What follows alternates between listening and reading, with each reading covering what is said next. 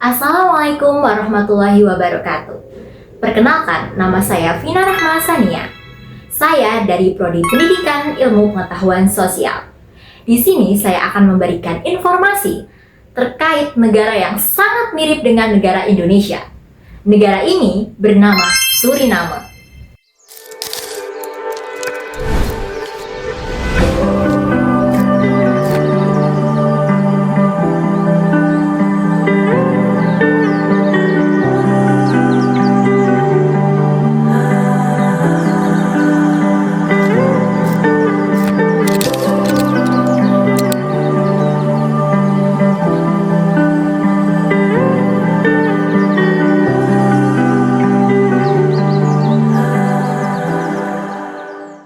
Republik Suriname merupakan negara di pantai utara Amerika Selatan yang sering dianggap mirip dengan Indonesia karena di dalamnya tinggal komunitas etnis Jawa yang membawa budaya, bahasa, serta kuliner khas Jawa.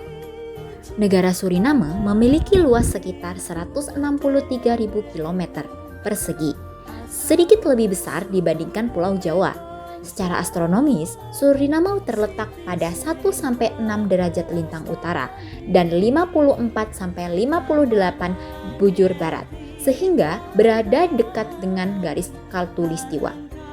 Letak tersebut menyebabkan Suriname memiliki iklim tropis basah sepanjang tahun dengan klasifikasi iklim Köppen tipe AF atau hutan hujan tropis tanpa musim kemarau yang jelas. Selain mempengaruhi iklim, posisi astronomis ini juga menyebabkan perbedaan waktu secara signifikan dengan Indonesia, yaitu 10 jam lebih lambat dibandingkan waktu Indonesia Barat. Secara geopolitik, Suriname berbatasan dengan Guyana di sebelah barat, Guyana Prancis di sebelah timur, dan Brazil di sebelah selatan. Letak ini membuat Suriname relatif terisolasi dibandingkan negara Amerika Selatan lainnya. Sehingga perdagangan internasional lebih banyak bergantung pada jalur laut tentunya. Namun, kedekatan dengan Brazil membuat peluang kerjasama di bidang energi dan pemanfaatan sumber daya alam lintas batas. Bentang alam Suriname didominasi oleh hutan hujan tropis yang mencakup 90% wilayah negaranya. Secara topografi, wilayah Suriname terbagi menjadi 3 bagian utama. Bagian pertama adalah utara berupa dataran pantai yang rendah dan berlumpur, sehingga menjadi pusat aktivitas penduduk dan perkembangan kota-kota besar seperti Paramaribo. Di bagian tengah terdapat sabuk savana dan perbukitan rendah, sebagai daerah peralihan antara pantai dan pedalaman. Sementara itu, bagian selatan didominasi oleh pegunungan tua dan hutan hujan yang lebat, yang kaya akan sumber daya alam. Dari sisi geologi, Suriname berada pada kawasan batuan tua yang stabil, sehingga relatif aman dari gempa bumi besar dan aktivitas vulkanik.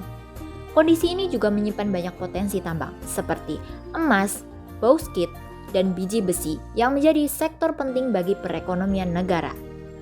Tentunya tidak hanya itu, kondisi hidrologi Suriname dipengaruhi oleh sungai-sungai besar, seperti sungai berikut.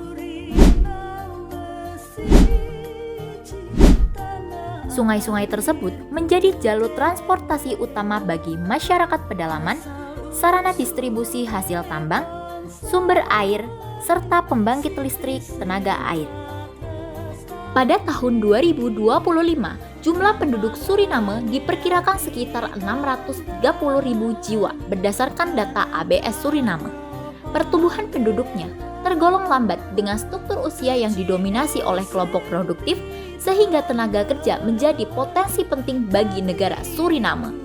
Dari ribuan penduduk tersebut, persebaran penduduk Suriname tidak merata karena sebagian besar masyarakat tinggal di wilayah pesisir utara, terutama di ibu kota Paramaribo. Wilayah ini menjadi pusat pemerintahan, ekonomi, dan infrastruktur negara, sedangkan wilayah pedalaman masih berupa hutan hujan tropis yang sangat sulit dijangkau. Walaupun begitu, jika dilihat dari aspek sosial budaya, Suriname dikenal dengan negara multi-etnis yang terdiri dari etnis Hindustani, Kreol, Jawa, Maron, dan Amerindian. Bahasa resmi negara ini adalah bahasa Belanda, tetapi masyarakat juga menggunakan seranan Tongo, bahasa Jawa, dan bahasa lainnya dalam kehidupan sehari-hari mereka. Dari sisi agama, negara ini juga memiliki agama yang beragam, seperti Islam, Kristen, Hindu, dan kepercayaan tradisional yang hidup berdampingan secara harmonis. Perekonomian Suriname bertumpu pada sektor pertambangan, pertanian, dan jasa. Sektor unggulan negara ini adalah pertambangan, terutama pada emas dan bauxit yang menjadi komoditas ekspor utama. Selain itu, masyarakat juga memanfaatkan lahan di dataran pantai untuk bertani, seperti menanam padi, pisang, dan kelapa sawit. Pusat pertumbuhan ekonomi Suriname berada di Paramaribo, yang berfungsi sebagai pusat pemerintahan, perdagangan, dan pelabuhan utama negara. Selain Paramaribo, beberapa wilayah pedalaman berkembang sebagai pusat aktivitas pertambangan dan pengolahan sumber daya alam. Untuk mendukung kegiatan ekonomi, Suriname memiliki infrastruktur strategis seperti pelabuhan Paramaribo yang menjadi jalur utama perdagangan melalui Samudra Atlantik serta Bandara Internasional Johan Adolf Penkel sebagai penghubung utama dengan negara lain.